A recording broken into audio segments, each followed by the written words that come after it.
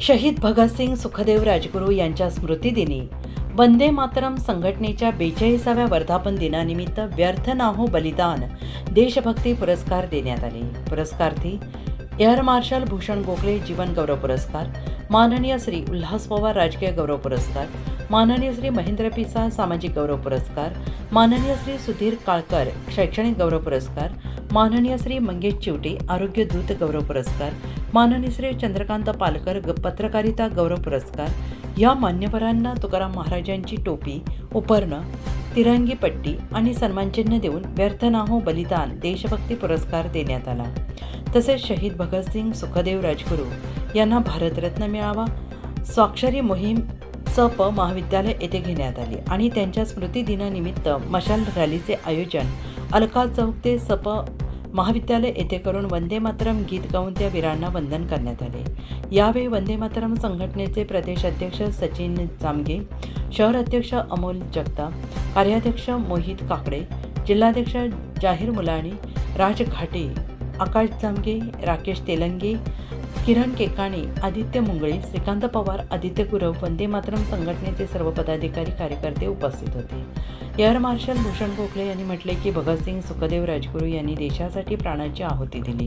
स्वातंत्र्यासाठी इन्कलाब जिंदाबाद वंदे मातरम म्हणत हसत हसत फासावर गेले। त्यांचं बलिदान या दिवशी व्यर्थ ना हो बलिदान हे जीवन गौरव पुरस्कार जो दिला आहे त्याबद्दल मी खूप कृतज्ञ आहे।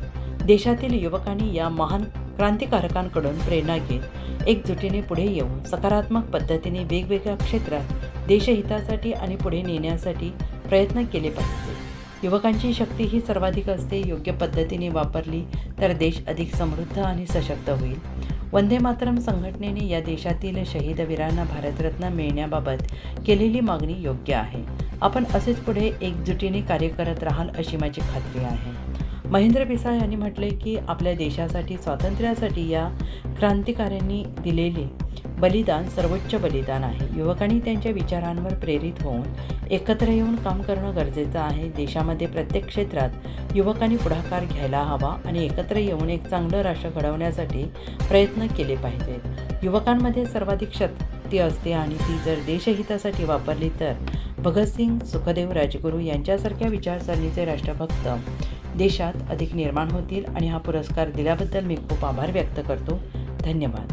उल्हास पवार यांनी म्हटलं आहे की आजच्या दिवसाचे महत्त्व हे आपल्या जीवनात अधिक आहे। ज्या क्रांतिकारांनी वयाच्या कोवळ्या वयात 23, 26, 28 या वयात फासावर जाऊन देशामध्ये क्रांती निर्माण केली, त्या क्रांतीमुळे देशांमध्ये स्वातंत्र्याची चळवळ मोठ्या प्रमाणात उभी राहिली।